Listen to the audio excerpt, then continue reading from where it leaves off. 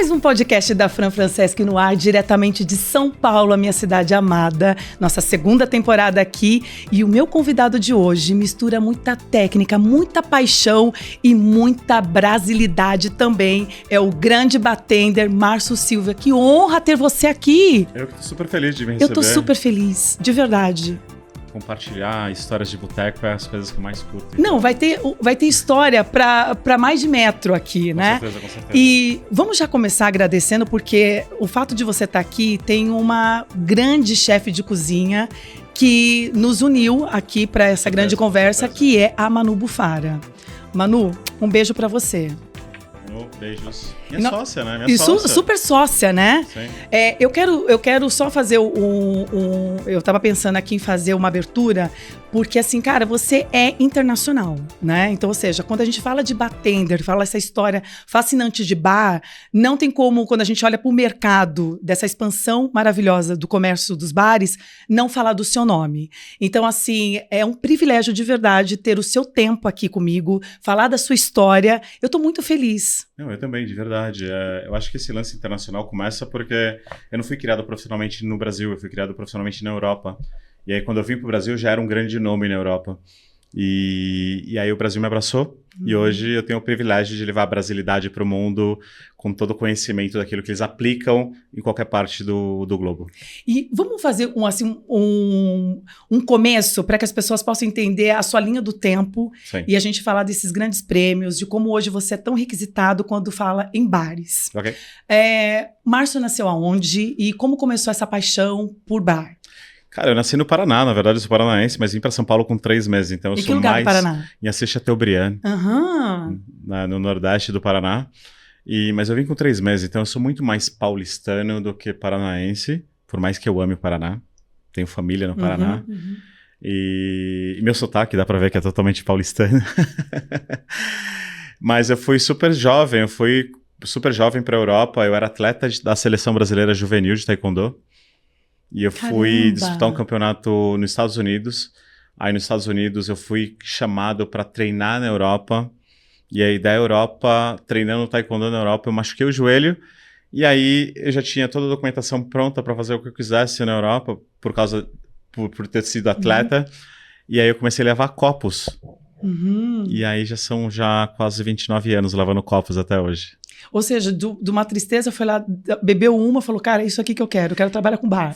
Isso. Foi muito na coincidência, porque o que mais me chamou a atenção de bares, na verdade, eu sempre gostei muito, eu sou uma pessoa muito introspectiva na minha vida pessoal, eu sou bem tímido mesmo. Deu pra perceber já. E na minha vida profissional, eu sou totalmente extrovertido, é como se fosse um yin-yang de equilíbrio bem legal, assim, do que é pessoal e profissional. Mas eu sou muito observador. O taekwondo me deu isso, né? De observar, de estudar pessoas. E aí o que mais me atrai hoje no bar é realmente ver situações sociais, como as pessoas interagem enquanto elas vão, assim, apreciando bebidas alcoólicas, é isso. E aí eu também queria te falar exatamente isso, mas quando que foi assim o momento em que você olhou o bar como algo que você realmente pudesse estudar, buscar conhecimento e ser hoje essa referência? Eu tive grandes mentores, né? Eu comecei a trabalhar com Dick Bradshaw em Londres. Dick Bradshaw é a figura que inventa o Espresso Martini, The Bramble e outros grandes coquetéis. Eu sou a 3ª geração dele de Londres. Daí eu conheci outras grandes figuras que são os grandes mentores mundiais nos dias de hoje, inventaram e saíram da cabeça deles grandes campeonatos mundiais que as indústrias hoje são donas.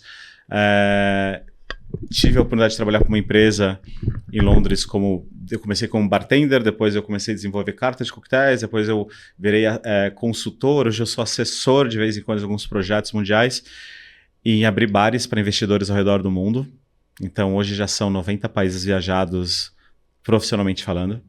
Que demais isso. E aí eu acho que eu tive a sorte de estar aberto, né, para o mundo, porque tem uma história muito louca em relação ao Exímia, a gente vai falar muito do Exímia. Vamos falar. Mas o Exímia para mim é a minha expressão de conhecimento que eu pude ter em relação ao momento que eu estive aberto para o mundo, sabe? Então, e São Paulo hoje me proporciona fazer o que eu quero em relação a toda uma história antropológica, ancestral e original daqui da cidade, para poder me expressar da forma que eu sou, tímido. E tudo isso aconteceu você lavando copos e aí você foi enxergando essas oportunidades. Uma das coisas que aconteceram na Inglaterra que foi muito importante para mim, que foi o primeiro país que eu viajei e onde eu comecei a trabalhar, foi que o taekwondo me deu muita disciplina. E naquele tempo, a gente está falando dos anos 90, existia um pouquinho de preconceito sobre os latinos, né? Porque a gente ama festa, nós temos o sangue quente, a gente gosta de brincadeira. E lá era muito técnica e tinha a pontualidade britânica. E a disciplina me fez não ser atrasado nunca. E Perfeito. Eu não sendo atrasado na Grã-Bretanha, sendo latino, as pessoas começaram a me dar oportunidades ou abrir portas para mim. E eu fui só entrando nas portas e escolhendo o que era certo e o que era errado. E aí eu consegui bolsa de estudo, fui fazer uma faculdade, da faculdade trabalhei em destilaria, fui para a Espanha, da Espanha tive outras oportunidades, fiz mestrado, e tudo isso era oportunidade de ser mais jovem, ter mais saúde, lógico, ter mais disponibilidade em relação à energia, então sempre foi algo de trabalhar e estudar a todo momento, até que houve um momento que a chavinha virou, e eu consegui pegar tudo do que eu tinha de conhecimento para aplicar no trabalho de uma forma similar ao que as pessoas faziam, mas, porém, de uma forma muito mais brasileira do que qualquer outra pessoa já conseguiu fazer. Mas é quando você fala assim, brasileira, que até uma pergunta minha que eu vou fazer quando a gente olhar assim, Brasil versus Europa, a questão de bares, né? Eu queria antes falar assim para você, por exemplo, eu sou uma apreciadora de vinho, né?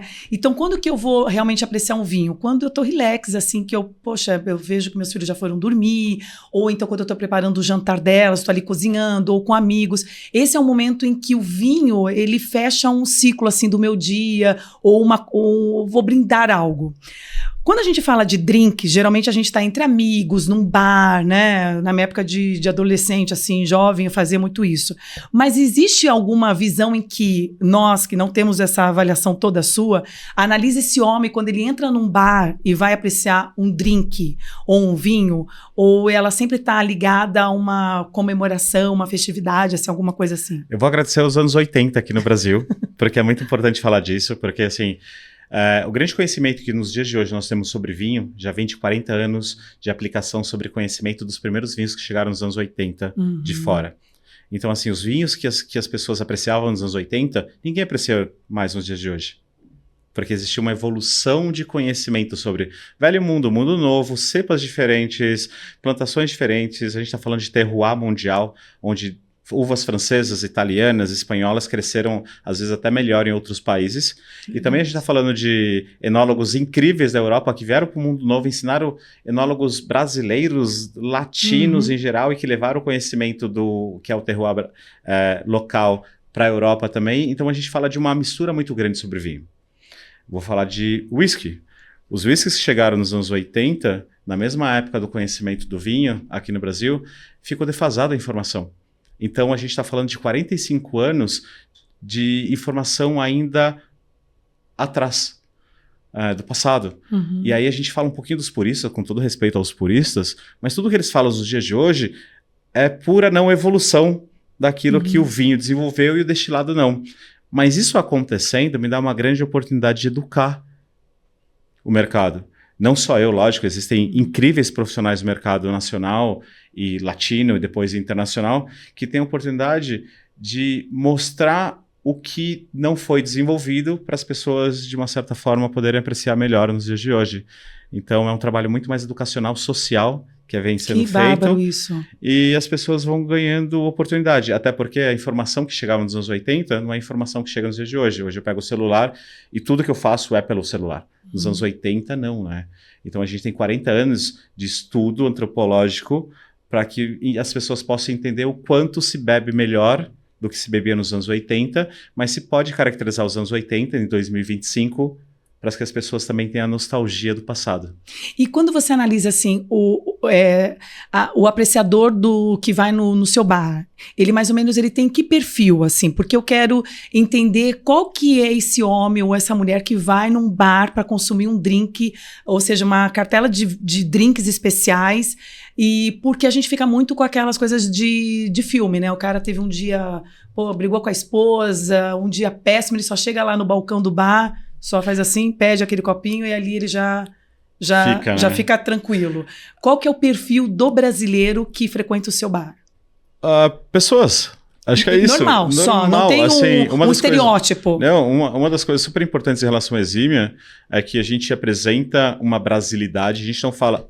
um brasileirismo, na verdade, né? A gente nem usa muito brasilidade como palavra quando a gente quer descrever.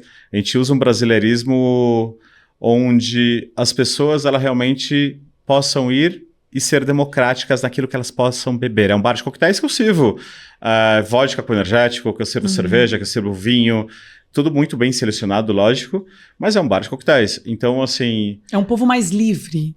Mais aberto. Assim, o brasileiro é aberto à experimentação. Lógico que existem as pessoas que viajam o mundo, que gostam, que estudam, intelectual. Que vai... as pessoas que gostam do happy hour, que vão ali. Mas geralmente são pessoas. E aí é um bar onde qualquer tipo de experiência pode ser criada para aquele momento. Se você quiser simplesmente chegar ali, tomar uma água no balcão, ou experimentar coquetéis, ou tomar um vinho... vocês são sempre bem-vindos, né? É um bar democrático. Ótimo. Eu achei assim que realmente não tem... o apreciador do drink, ele não tá aberto assim na minha cabeça, só para eu ver se eu entendi. O apreciador do drink tá aberto para experimentação, para mas novo. O apreciador do drink é o apreciador do vinho, que é o apreciador da cerveja, que é o apreciador... Então eu tô super atrasada, Então Márcio. não existe um nicho. Não existe. A ideia realmente é ser fora de clichê geral e quebrar essa barreira de nichos. E agora vamos falar que você é super referência em grandes bares, né? Já desde do Subiasto. Eu falei nome certo? Sim, Subiasto. Sim, Aí vamos por Guilhotina e agora o Exímia, que está estourando, bombando aqui em São Paulo. E além disso, você faz um trabalho de mentoria para os que estão entrando agora no mercado, ou já estiverem querendo dar uma melhorada. Como você se divide com tudo isso? E você deixou algum bar? Como que tá agora? Só o Exímia? Me conta. Eu tive a sorte, como eu falei antes, de poder ter viajado o mundo e ter feito meu nome fora. Vindo de fora, eu tive a oportunidade de participar desde o dia -1 do Subiastor.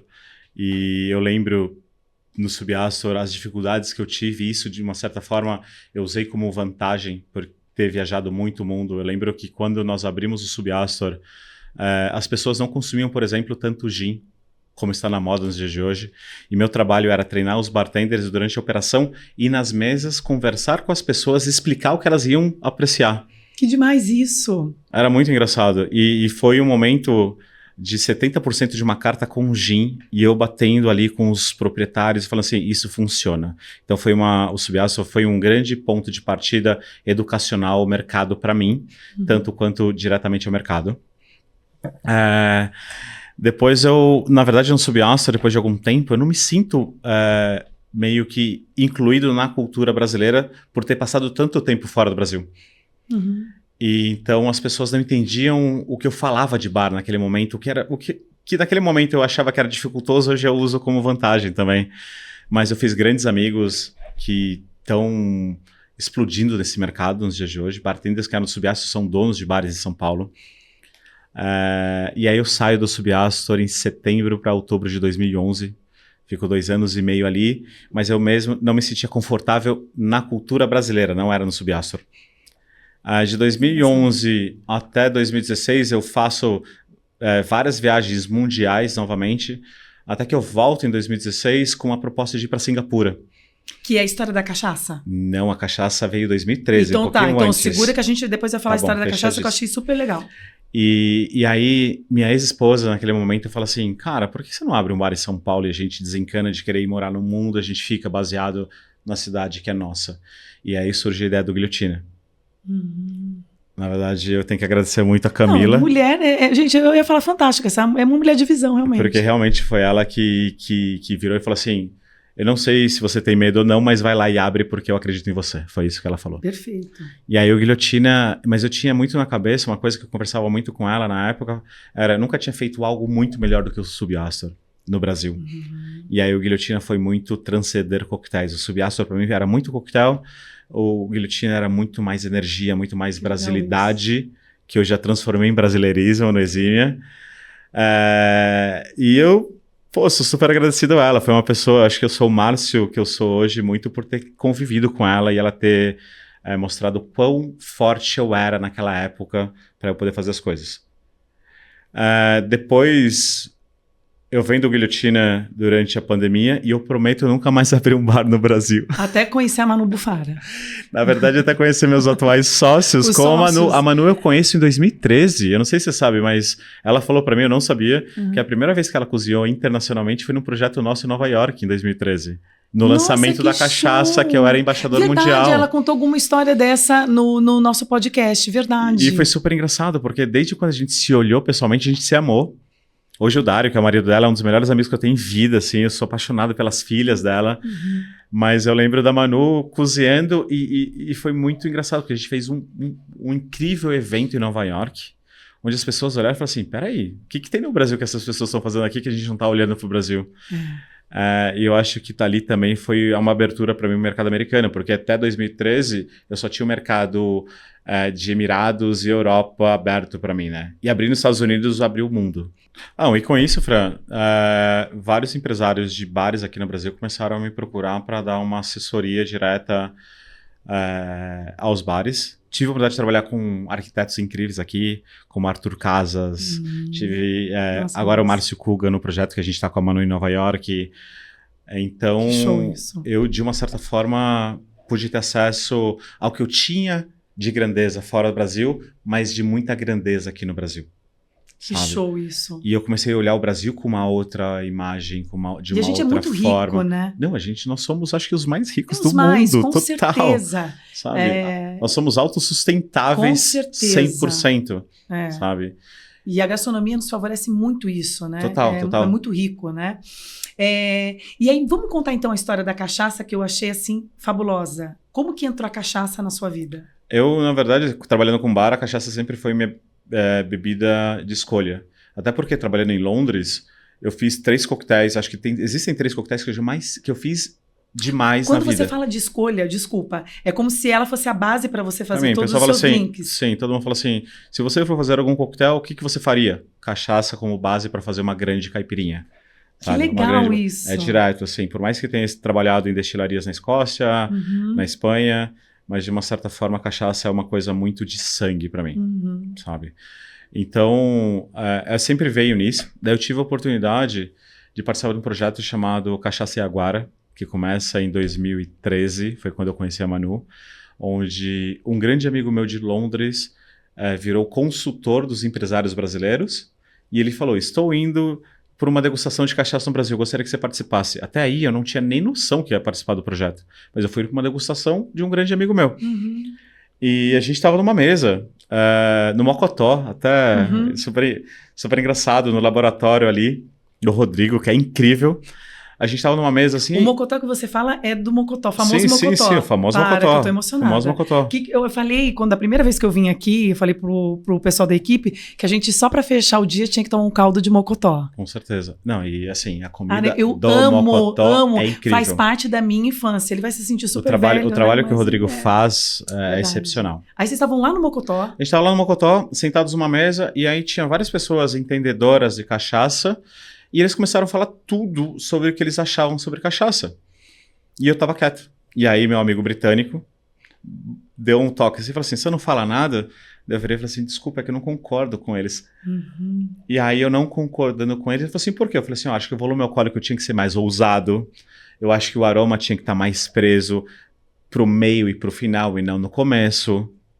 E aí eu comecei a falar momentos de tato bucal, de textura da bebida na boca que não me agradava daquilo que as pessoas estavam falando. E esse meu amigo, como consultor global, virou para os investidores e falaram assim, olha, o Márcio está falando isso. E aí eu estava voltando depois da degustação do Mocotó, porque o Mocotó fica na Vila Medeiros, na zona norte de São Paulo. Eu estava dentro do Uber e aí me ligou um dos proprietários, o Tirso, falou assim, olha, a gente gostaria de convidar você para fazer parte do projeto. Eu falei assim, como assim fazer parte do projeto? Não, que você falou umas coisas pra gente que tem muito sentido. Porque naquele momento, o destilador era o Erwin Weimann. Infelizmente ele faleceu, mas o velhinho eu tenho no coração até hoje, me ensinou muito. E o Erwin concordou muito com o que você estava falando. Eu falei assim, mas eu não falei nada. Não, você falou isso pra galera, pros aviários. O Xavier contou pra gente, o Erwin falou, pô, o que o menino falou tem sentido. E aí eu entrei de cabeça no projeto, virei embaixador global e tive a oportunidade de abrir o mercado americano e o mercado europeu para cachaça, inclusive o mercado dos Emirados Árabes. Caramba, isso tudo com brasilidade também. Com brasileirismo a partir daí. Brasileirismo a partir daí. E agora você também vai abrir um bar e tá abrindo alguma coisa em Nova York? Nova York, na verdade, a Manu, ela tem um projeto dela e eu faço parte, todo o projeto de bar é meu. Que show isso. Então eu tô trabalhando nisso com ela. Então vamos falar do Enzímia? Desse grande bar maravilhoso? Sim, por favor. Aonde está o Enzímia? Porque esse nosso podcast ele é internacional também, amigo. Sim, vamos lá. Então a pessoa que vir para São Paulo quer saber onde está o Enzímia e qual que é essa construção, essa pegada do Enzímia que é esse diferencial todo aqui dos bares. Posso falar então o que é o Enzímia da forma que eu falo pro mundo? Por favor. Então vamos lá. O Enzímia está localizado na cidade de São Paulo, que é a 11ª cidade mais globalizada do mundo, com 13 milhões de pessoas divididas em 97 distritos com 427 bairros, segundo o Google. Nós escolhemos Itaim porque é um destino, na verdade, né? E o Enzímia levanta uma bandeira que é total contra qualquer preconceito para ser democrático como bar. E erroneamente, alguns paulistanos têm o Itaim como um bar, né, que não voa ali e acaba sendo levemente preconceituoso. Então, o Enzímia, ele é um bar que a gente usa de todas as influências de todos os estados brasileiros em São Paulo, porque a cidade ela é uma megalópole gigante de vários sotaques, culturas, mas eu já não falo mais de brasilidade, porque brasilidade é fechada ao Brasil, e a gente fala de brasileirismo porque nós temos 196 nacionalidades nos dias de hoje, influenciando a cidade de São Paulo. E o Enzímia foi feito em cima do brasão de armas da cidade de São Paulo como inspiração.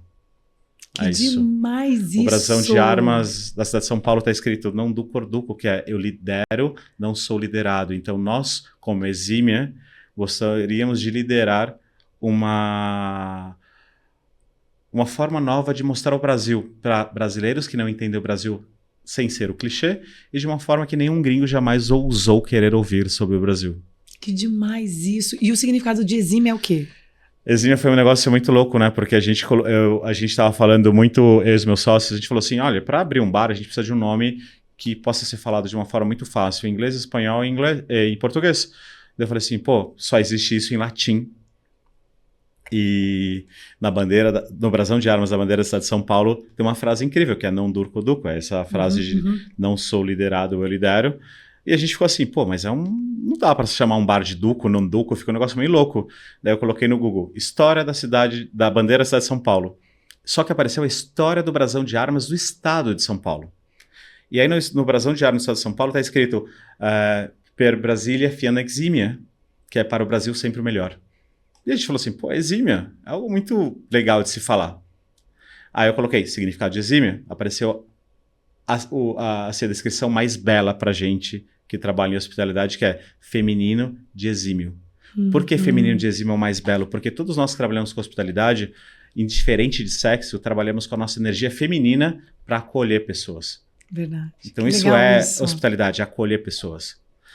E aí eu falei assim, peraí, mas deve ter mais alguma coisa. Daí eu falei assim, se é a palavra em latim, eu coloquei o que é exímio em latim. Daí apareceu verbo esquecido no latim, porque significa busca constante pela perfeição. Então, se eu já sou melhor do que eu já fui há 1 minuto atrás, eu eximei a minha vida. O que as pessoas normalmente fazem. Por que é esquecido? Porque se eu já melhorei, eu não preciso conjugar o verbo exímio. Nossa, que forte isso e que legal. É muito legal. Muito legal. Então, de uma certa forma, nos dias atuais, por ser um verbo esquecido, exímia nada mais significa do que viver em prosperidade ou querer ser melhor do que você já foi em algum momento da sua vida. Nossa, eu amei isso. Eu vou adotar esse nome para muitas coisas, exímia. E aí surgiu o bar. Agora eu vou te fazer uma pergunta um pouco, pode ser que até eu me confunda aqui, me atrapalhe um pouco na hora de elaborar, porque assim, a gente está falando de uma coisa maravilhosa, que são os bares, né? Mas, ao mesmo tempo, a gente tem um contraponto que é uma questão do álcool, das drogas, do excesso, tudo isso mais e tal. Logicamente que isso vai variar muito de quem vai consumir, de como as pessoas vão buscar. Eu acho que a gente não está aqui para levantar esse tipo de bandeira. Mas vocês têm algum olhar, alguma forma assim, educativa entre vocês no bares, ou quando você vê que realmente uma pessoa já está passando? Existe algum cuidado de vocês na elaboração quando vai cuidar de algum estabelecimento? Conta aí para mim como que funciona. Bom, voltar um pouquinho da abertura do bar. Eu aceitei entrar nessa sociedade com o Nick e com o Gabi. Na verdade, no início sou eu, o Nick e o Gabi, depois vem a Manu, né, com a cerejinha do bolo. O Nick e o Gabi são os irmãos. Sim, são os proprietários do Grupo Locali. Do Grupo Locali, sim, isso. São queridíssimos, assim, incríveis. A gente se conheceu logo à minha venda do Guilhotina. Uhum. E aí a gente falou assim, pô, vamos começar a namorar e se funcionar o namoro, a gente de repente pensa em alguma coisa no futuro. Uhum. E isso acontece depois de 2 anos, que é o Exímio. Mas eu tive a oportunidade de viajar bastante com o Nick fora do Brasil. E muito do que ele via fora do Brasil encaixava com a minha visão de bar. E aí ele perguntou pra mim, falou assim, cara, por que a gente não abre um bar? Eu falei assim, não, você tá louco? Eu prometi não abrir um bar no Brasil mais. Mas eu aceitei muito porque eles entenderam o momento de vida que eu estava vivendo, o que vai muito sobre o que você está perguntando agora. Porque eu tive... Os 3 últimos anos da minha vida foram muito desafiadores. Uhum. Nesses desafios que eu tive que passar, eu tive que, de uma certa forma, reajustar minha vida e uma visão sobre bar. Porque a noite mostra tudo que o dia esconde. Uhum. E eu acho que se você não tem uma cabeça muito bem madura para entender o que a noite significa ou o que ela pode te proporcionar, você se perde muito fácil, em qualquer situação. Verdade. Então eu abri o Exímia de uma certa forma porque queria abrir um lugar que pudesse me curar. Dos 3 anos desafiadores. Uhum. Eu abrindo um bar que me curasse, automaticamente está curando muitas pessoas internas. Porque não é só o consumo do álcool. O bar, ele é um abraço. O bar é um olhar, o bar é um sorriso, o bar é uma comunidade. E o bar é celebração. E ele celebra coisas boas e coisas ruins. Mas mesmo sendo ruim, quando você celebra e você transmuta essa energia, a gente não sabe o que acontece no futuro. Pode ser algo muito bom. É verdade. Como tudo na vida. Isso aqui, essa sua fala total. Vale para muitas coisas na vida. Então, de uma certa forma, como falei no começo também, o que mais me prende em bar, lógico que eu aplico muito conhecimento químico, físico, matemático no que é feito, mas é uma coisa muito mais humana. Que show isso. Então, de uma forma humana, a gente tenta educar, lógico, cada pessoa no seu momento e na sua energia, para que ela possa apreciar melhor. Eu falo apreciar porque não é o fato de você lá encher a cara. Você pode se encher a cara, ficar muito louco e é problema seu, se é maior de 18 anos. Sabe? O meu trabalho é que a sua experiência seja em qualquer incrível. momento seja incrível. E ponto final. Até que não falte com respeito. Porque daí falta o respeito, a gente convida as pessoas embora e tudo certo. Perdeu a festa, acabou a festa, né? Não, bárbaro isso. E... o que consome mais ali no bar que você vê? Você acha assim que as mulheres, elas agora estão ali palho a palho com os homens ou ainda os Vocês homens... mulheres são incríveis, é simples. Eu acabo me saindo disso, porque eu sou só a tia do vinho. Não, mas você vai ser a tia do coquetel também, não tem problema. Olha só, pinha colada lá no Exímia. Edu, é nóis. Então, cara, as mulheres são abertas às experimentações. Eu acho que o mundo global de coquetéis agora já tá ali, né? As mulheres, elas são muito mais abertas do que os homens, que são muito mais fechados ao grupo aí, né? Eles são aqueles puristas. Ah, não se pode misturar vinho. Ah, não se pode misturar uísque. Sim. Tem que ser... E, na verdade, vocês rompem as barreiras e colocam algo numa única... numa única peneira, e aí vocês pegam o que é melhor dessa peneira. Mas ainda continua essa pegada assim da mulher ser a bebida mais sofisticada, um pouco mais fina, vibrante, ou agora as mulheres já estão em algo mais forte? Então, mas eu acho que quando a gente fala de mulheres, a gente deveria falar de personalidades humanas, né? E aí eu acho que cai um pouquinho só a mulher, acho que o ser humano ensina a sua personalidade e consome aquilo. É legal isso. E aí você tem que ter um pouquinho de feeling humano, ou empatia, ou qualquer outra situação, para entender a situação e poder sugerir alguma coisa que possa valer pela experiência. Ou mesmo só simplesmente ouvir a sua pedida e fazer que a experiência seja ótima, incrível da mesma forma. Show. E você, com todas essas viagens aí acumuladas de bagagens, de já ter vivido sua experiência, até mesmo trabalhando muito lá fora, como que você enxerga o mercado de bar da Europa e do Brasil? Nós somos mais festeiros, ok, a gente já sabe disso, mas eu tenho uma leve impressão que o europeu também gosta muito de apreciar uma boa bebida e eles bebem mesmo. O europeu já aprecia ótimas... E os japoneses também, eu ia até dizer. Japoneses, americanos em si, né? Do meu embasamento de dorama, nossa, que eu sou viciada. Somos dois. Opa, super show. nerd, vamos lá. Amigo, nosso coraçãozinho. Eles apreciam demais, né? Isso, assim, né? amigo. Eu não tinha essa noção, entendeu? Logicamente que a gente sabe do saquê, dessas paradas todas, mas os caras, eles realmente Bebem. Assim, de uma forma global, para estudar, atualmente a gente fala de 2 cinturões, né? E o cinturão europeu, americano e japonês, parte norte do globo ali, ele sempre foi muito mais sempre foi muito mais interagido, né? O Brasil, de uma certa forma, na sua gastronomia, ou até mesmo da forma que nós bebemos hoje, ele começa a se abrir ao mundo depois que nasce Zé Carioca, né? Depois que a Disney chega aqui no Brasil. É mais ou menos isso. Gostei. Tem um filme de 1964, mais ou menos, que o Zé Carioca, ele apresenta pro Pato Donald o que é o Rio de Janeiro. Que é incrível, tá no Google. Eu já vi, verdade. É incrível. Já não pode, nos dias de hoje, aparecer. Vamos parar de entregar a nossa idade, porque agora me veio realmente... Você já falou que tem 42. É verdade. Eu não entreguei a minha ainda. Mas não, mas olha, não, realmente você foi a melhor. mas eu não sei, eu não entendo. Eu era criança nessa época, melhorando minha idade. Obrigada. Mas eu lembro que uma das coisas que fez o mundo olhar para o Brasil também foi o governo Collor, né? A relação a...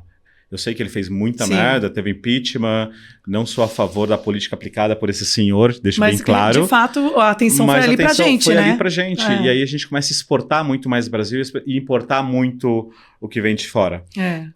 Então, dali, a gente está falando dos anos 90, é onde eu falei que a gente começou a ter um grande conhecimento sobre vinho e a gente começou a receber muitas bebidas alcoólicas destiladas no Brasil, mas esse conhecimento não foi desenvolvido para os destilados, automaticamente trava os coquetéis.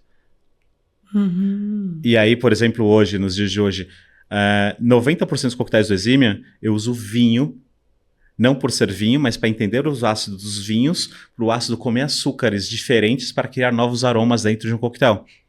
Caramba! É um negócio meio piradinho, assim, eu vou falar melhor... melhor... É muita química, na verdade, assim, né? Eu acho... como parece eu falei... um laboratório, né? Mas o Exímia existe um laboratório. Existe um que a gente controla volume alcoólico. Eu não sei se você lembra, mas a gente foi convidado por você para conhecer o Exímia. Sim, total. Ok, obrigado. Total. Tá documentado vamos aqui. Lá. Mas assim, tudo que a gente faz é controlado por pH. A gente vai fazer filmagens lá, vamos fazer isso.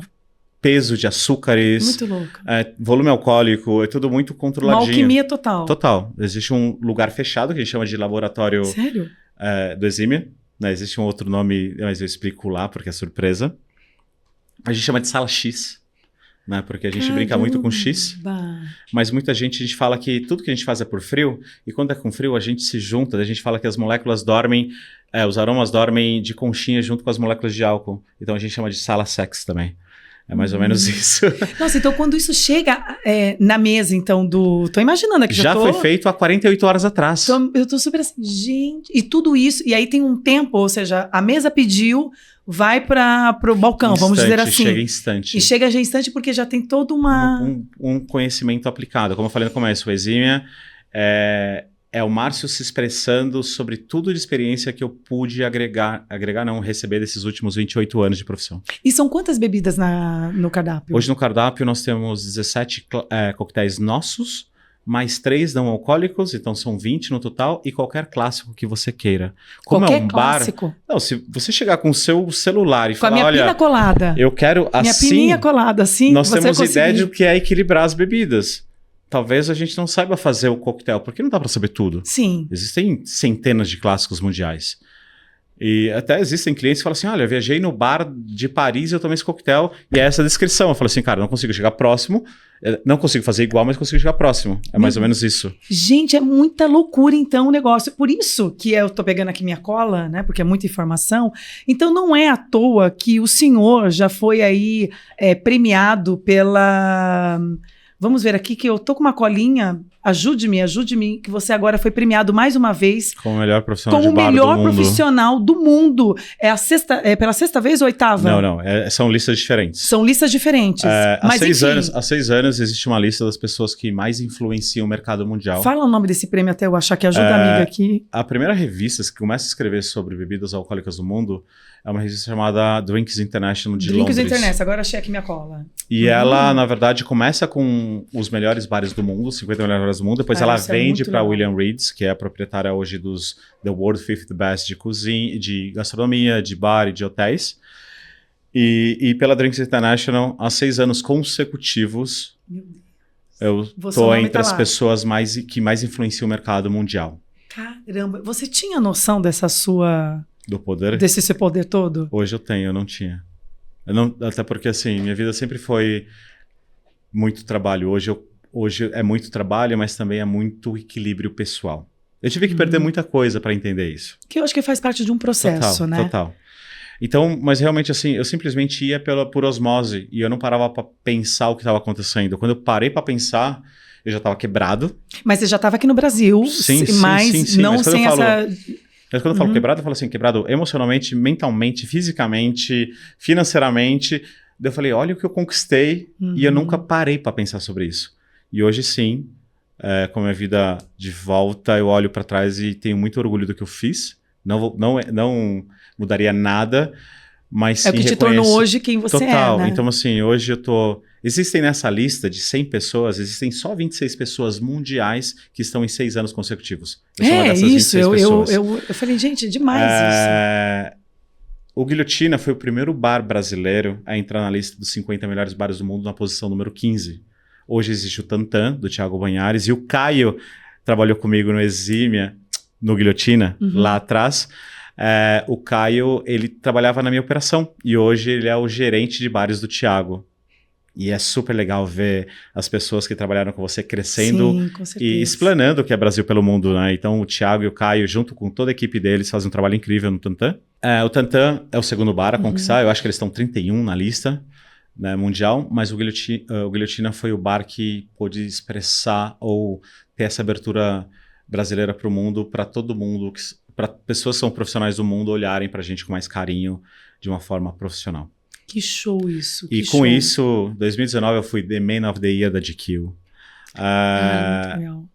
Agora, no comecinho de janeiro, foi uma surpresa super grande. No conjunto da obra dos últimos 20 anos de trabalho, me elegeram como o melhor profissional de bar do mundo. Não bartender, profissional de bar, porque não só trabalho com bares, trabalho com destilação também. Então... Caramba, parabéns. O Exímia, com 4 meses, ganhou como melhor novo bar de coquetéis da cidade de São Paulo, automaticamente do Brasil. A gente está com menos de 6 meses listado entre os 50 Discovery. Escolheram 100 lugares do mundo e o Exímia, com menos de um ano, entrou na lista. Muito legal. A gente está por um ranking mexicano entre os 10 melhores bares de todas as Américas. Uau. Isso com 2 meses de abertura. E nós fomos listados como as 10 principais aberturas mundiais. Parabéns. No ano passado. Muito, nossa, e gente, nós temos só 11 meses, né? Imagina, daqui até o final do ano tem muita mais coisa. Vou ter que fazer outro podcast para você poder contar. Eu só quero ter um negócio saudável. O que vier em relação a isso é consequência de um trabalho que uma equipe incrível de bar, liderada por mim, de cozinha, liderada pela Manu, e de administração. Quantas pessoas? Até eu ia perguntar para você, quantas pessoas hoje? Sócio, nós somos 4, né? Somos 4, mas nessa operação? Nessa operação são 14 no total. 14, são bastante 14 gente. No total. E assim, eu acho que o respeito que nós temos como sócios e pelo carinho que nós temos com pessoas, isso transmite direto à equipe. E assim, hoje eu posso falar que eu trabalho na melhor equipe de bar, de cozinha mundial, fácil. Porque uma coisa vai ligando a outra e vai fazendo essa roda do bem crescer, né? Total. Márcio, é visível, né? Dá para sentir na sua fala, na entrega quando você fala do que você realmente entrega, que é com amor, né? Esse cuidado, essa percepção. Realmente você é uma pessoa admirável.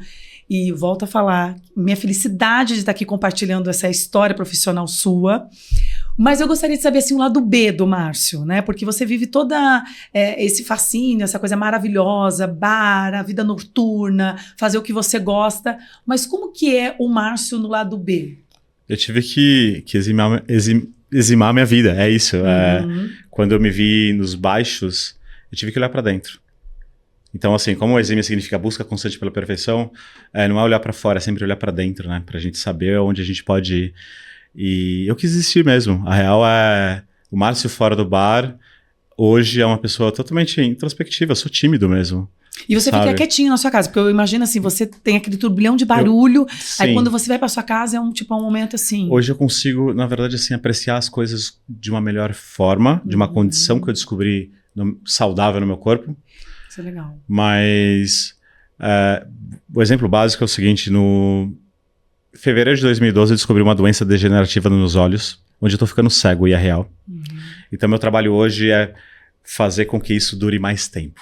Esse é o tratamento. Faço um tratamento incrível, dizem que é o melhor tratamento do mundo, mas cobre 87% só dos olhos. Os outros 13% é a qualidade de vida. Então, quando eu estava quebrado, na venda do glitina começa esses desafios, eu tive que olhar para dentro e ter muita compaixão pela pessoa que eu sou. Acho que foi muito isso. Então, assim, hoje eu não só tenho compaixão, mas eu amo o Márcio que eu descobri que eu era, porque eu não tinha acesso. O Márcio era muito externo. Hoje o Márcio é muito mais interno, sabe? Hoje eu aprendi a falar não. Na verdade, eu sempre falo que eu me tornei adulto depois dos 45 anos, porque eu tenho 48. Eu vou cumprir agora, 48, dia 11 de abril, tá pertinho, na sexta-feira agora. Mas...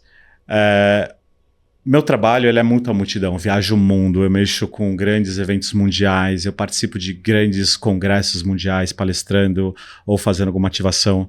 Então, eu sou uma pessoa muito caseira, gosto de cozinhar pra caramba, eu gosto de ir no cinema, eu gosto de teatro, eu gosto muito de museus, mas o que me fascina é me reconectar com a natureza. Eu tive a oportunidade de viajar o Brasil inteiro e conhecer xamãs de diferentes tribos brasileiras.